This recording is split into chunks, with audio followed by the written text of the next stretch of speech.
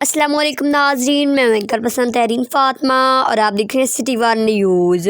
आज 16 मुहर्रम को बभवाना के इलाका चकनंबर 242 टीम बेस सदनगा गाँव में नवाज से रसूली इमाम आली मकाम हज़रत इमाम हुसैन अलैहिस्सलाम की शहादत के हवाले से शबीय्या ज़ुल्जना रियाज कुरैशी के घर से निकाला गया, जिसमें ज़ादारों ने सीना को भी करते हुए मातम किया। यह ज़ुल्जना रवायती रास्ते से गुजरता हुआ इमाम बाग का इख्तितामी पजीर होगा। पुलिस की भारी नफरी इस मौका पर मौजूद है, जो सिक्योरिटी के फ़राइज़ सर अंजाम दे रही है। रिपोर्ट करें चनयूट से हमारे नुमाइंदा डिस्ट्रिक्ट रिपोर्टर अलैह का तली सप्रा।